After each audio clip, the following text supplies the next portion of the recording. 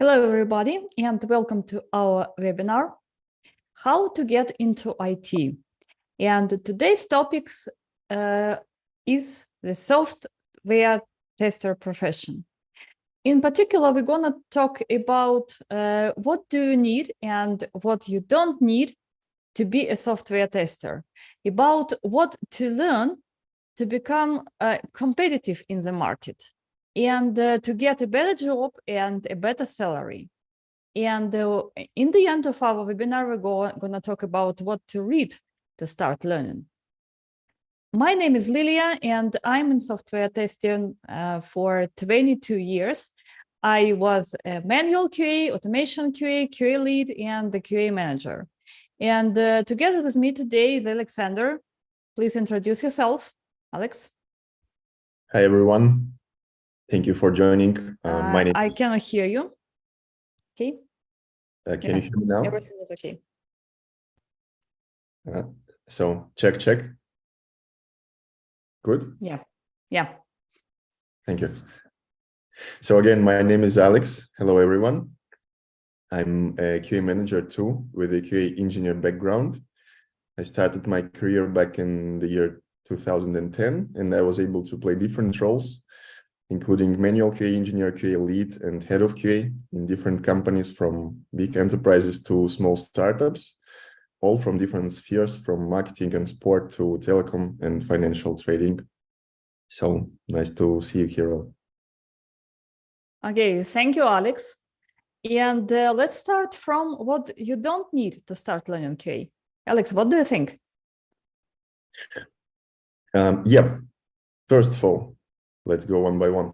Environment, powerful PC. To be honest, typical tasks that require big computational resources are something like working with video or animation, 3D models, or running virtual machines. The last probably is associated with engineering and QA in particular. It is sometimes needed, but in most of the cases nowadays, it's managed in the cloud, so not on your local machine. The majority of your activities, especially within the learning period, will be lightweight, executed in browser or in so-called sandboxes, and that don't require a lot of your CPU or memory. You will be mostly working with documentation in different formats and running client applications only, not server applications. The second one, computer science, the university degree in computer science. Let me be clear, we are not saying it's something unnecessary, but it's not a must. Computer science is something that creates a wide basis for you, like a horizontal axis of your knowledge, and it lets you move from general things to specific things. In quality assurance as a profession, you sometimes will move backwards from private things to general understanding, and good QA education will give you a balanced approach. The third one, the coding skills, again, is a nice to have, but not a must. There's a common mistake that you could have faced before, that many people around say that test automation is one and only clever way to ensure high software quality. In reality, test automation is only one piece of one activity inside the whole QA process. This activity is called test execution. In order to be a good QA engineer, and before trying to automate everything around, you should study a lot of aspects that don't require coding skills. Lilia, your turn. Okay, thank you, Alex. And I totally agree with you, actually, about all the points. And let me continue our conversation, and let me explain what do you really need to start learning QA and to start the QA career. First of all, you need to be motivated to change your life and to study hard and to start a new profession. I have a lot of communication with different people who want to be software testers and who want to change their way to get to another profession. And I can list 3 main reasons why people choose QA as a new way. The first one is they reached a ceiling in their current profession. They are boring, and they understand that they have nothing in the future in this profession. They don't want to be, bosses or some chiefs. They just want to do something interesting, and they have nothing interesting in their current professions. Another thing is salary, of course, because the salary in the current profession is not very high. People cannot enjoy the profession totally. And if you are ready to accept from 65 to 80,000 a year for the US, and of course, if you have rights to work on the US territory, you could choose a software tester profession as a primary goal for you. And the third one, very popular reason why people choose the software testing is they hate traffic jams. They want to have a remote job, a remote profession, and they want to work from anywhere and not to stay in traffic jams every morning. So that are the 3 reasons. And if that 3 reasons, or at least one of them, is about you, so welcome to learn the QA. But of course, your motivation should be accompanied by your logical and systematic brain, and you should be attentive to details, of course. And the most influential, that you should be ready to work hard and to grasp your knowledge. So why work hard? Because from time to time, people say that the software testing profession is very simple and you could get there without any, hard working. But it is not true. And the software testing profession is not only hard, but it is entertaining. Why? Because the software under test is like iceberg. You see like a user, you probably use the user interface and you probably press some buttons and you think that that will be your job to press some buttons on the user interface as a software tester, but this is not true. Because the software under test is like an iceberg. We see only the surface, we see only the top of this iceberg. And a lot of things are underwater. A lot of internal functions, a lot of internal integrations is underwater. And a good software tester should know not only how to click the buttons on the user interface, but how to understand the internal work of the software and how to find the defects inside the software, in the internal functions under the water.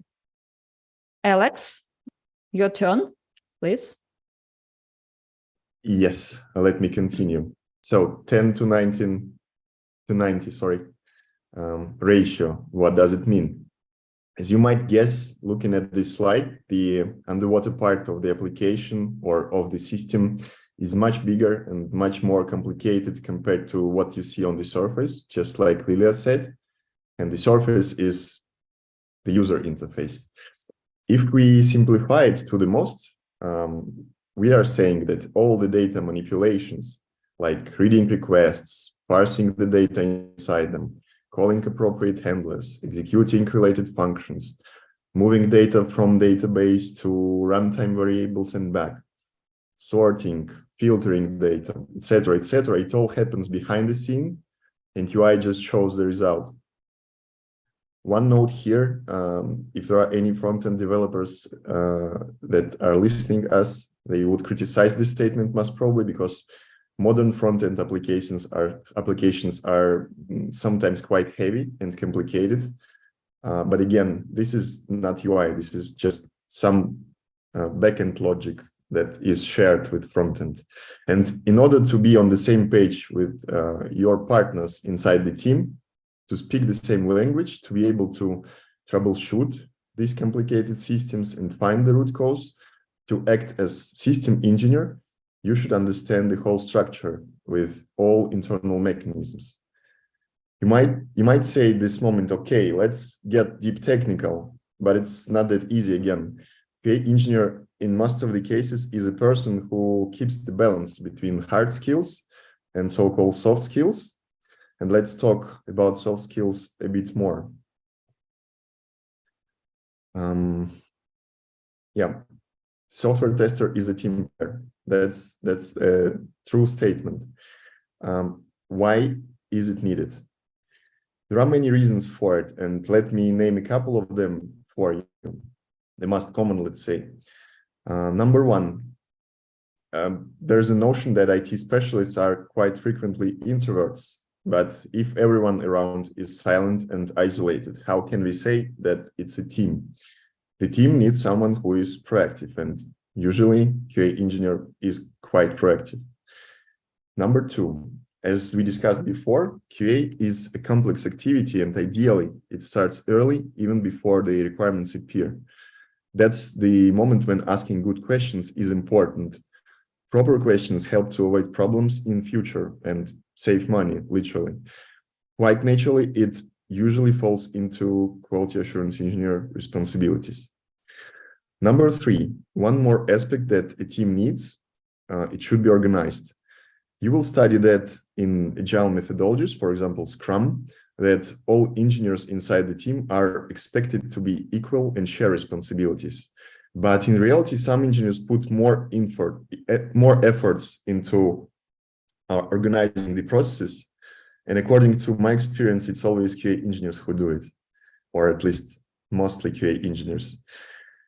Then negotiation skill is important for requirements discussion, for the conversations with developers, when discussing what's the best way to fix the defect, how to make it convenient to end user, for the QA strategy in general, because people around will always try to speed up the testing process, and you will have to calm them down and remind them about the required quality standards. In general, some of these aspects like negotiations, conflict management, and team meetings facilitation sound like team leads tasks, and they really are, but that's not a contradiction. It's a lucky coincidence that naturally gives good career opportunity to every QA engineer. Yeah, agree totally. And to sum up this conversation, what to learn? Let's start from manual tester hard skills.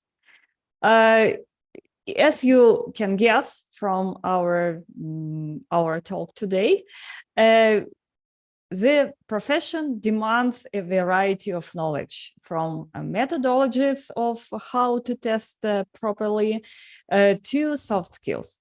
So what to learn if you want to have the needed hard skills for a software tester? Start learning the test design. It means how to cover the requirements, the customer requirements with so-called test cases properly. How to save time and money, and how not to miss any defect, any possible defect. So learn test design methods and approach. Learn how to write test documentation, because this is an art, actually, how to do it. From company to company, it could be different, but there are some common rules how to do it. And of course, how to track defects, what are the defect tracking systems, what is the defect, and how to describe it properly to make every team member understand what did you mean writing this defect. The development process. Here, soft skills are very important, but if we are talking about the hard skills, you should know about different methodologies of developing the software. The most popular methodologies, family of methodologies right now is Agile family. So read about Agile, practice Agile on some pet projects, you know. But this is not the only way how to develop the applications. So you should know at least a bit about the other methodologies like waterfall or loop or some spiral model, for example.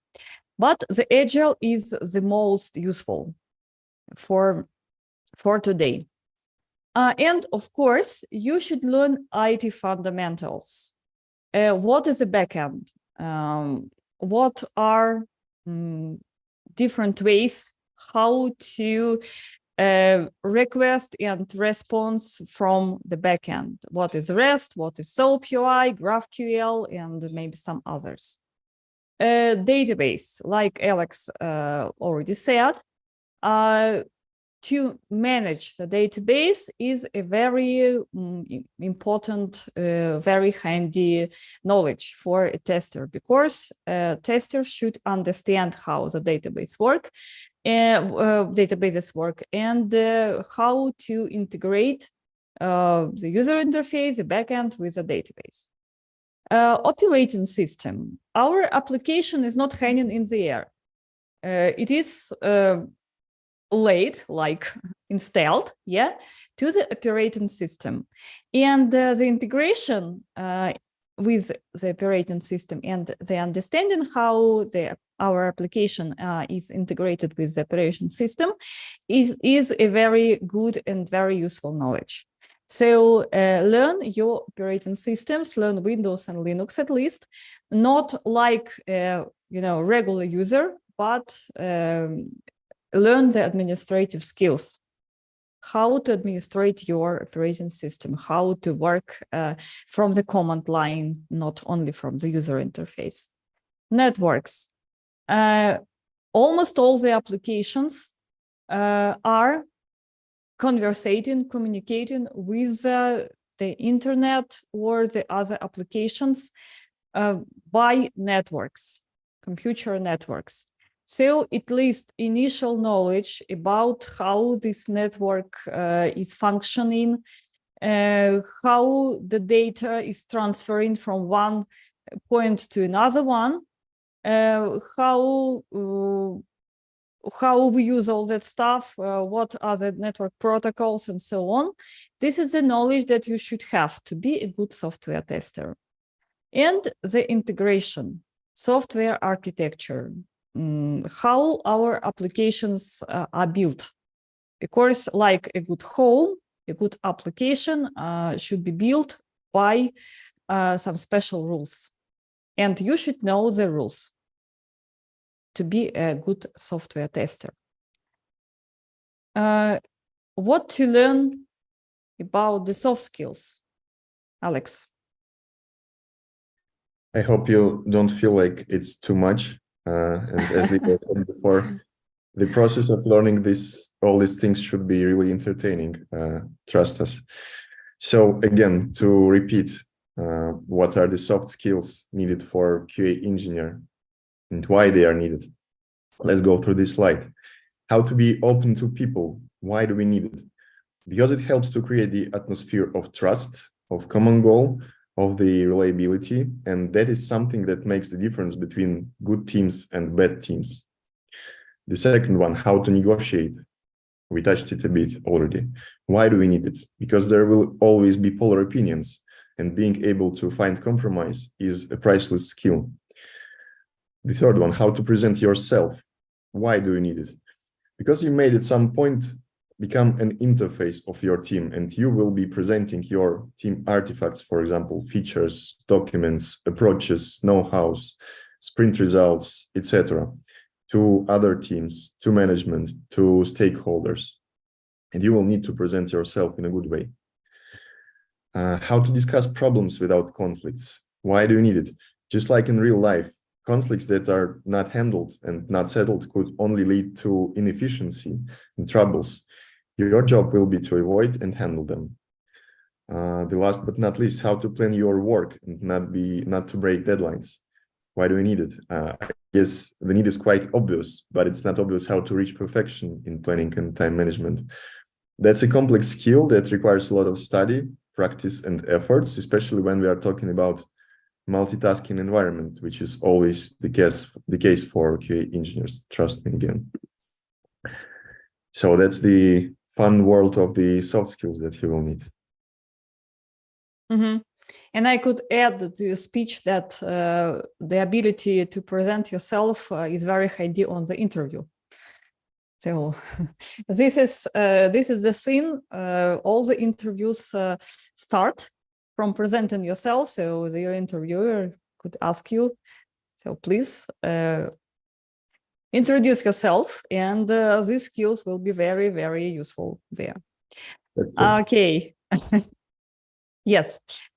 So you can see a lot of topics to learn, and maybe you are scared right now. So why this is only a software testing profession, and I just want to get into IT. I just want to have a good salary. I just want to work from home and not to stay in traffic jams every morning. But so let me explain why it is better to learn all the topics before you start looking for your first job. Some of them, okay, maybe not a must, but nice to have. But the more topics you will learn, the better. Because just compare the guy on the left, all the guys on the left, they could just do a simple surface testing. They just can press buttons, and they just know how to create a case and how to create a defect, how to explain your findings to the team.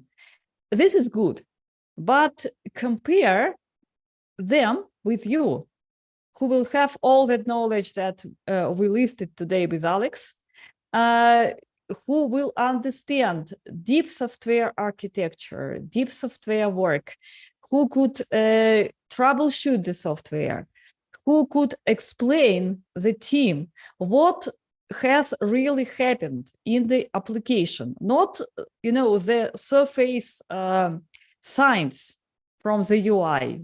So something happened, it is failing. I don't know why. This is my defect. So please fix it. But you will be on the same page with the team. You will explain on the same language. You will find the root cause of the application defect, of the errors. And together with that, you could present yourself. You are a team player. So you are like an ideal. And you will get your job. You will get your high salary. You will get your remote job, of course. So please learn all the things, and good luck to be a software tester. And to complete our today's talk, I would like to get you some start points, entry points, how to start your learning. And here are the most famous books you could start from. Not all the books, of course. If we are talking about testing itself, about the test design, about the test documentation, about working with customer requirements, please start with two good books. Glenford Myers, The Art of Software Testing, the book. All the software testing started from, actually. This is the book from the previous century. But it is still actual, and it is still interesting for everybody. So please start with it. And a bit more easy book, Sam Kanner, Testing Computer Software, but very handy as well. As for development process, rapid testing is about how to test in agile environments. About the IT fundamentals, we presented a long list about what to learn, but you could start with that IT fundamental study guide. And about the soft skills, we told about the constructive confrontation, and you saw this maybe a bit strange phrase on the slide. So the most famous book about how to avoid conflicts in the team and how to reach your goal and not to conflict with anybody is The Art of Constructive Confrontation. Again, this list of books is not full. But you could start from them because they are the most famous and the most handy. And this is it for today. Thank you for your attention. Thank you, everyone. Yes, and if you are interested in software testing, you could subscribe to our channel. If you want to ask us questions, please use the links below the video and come to us and let's talk about the software testing. So that's it for now and see you next time.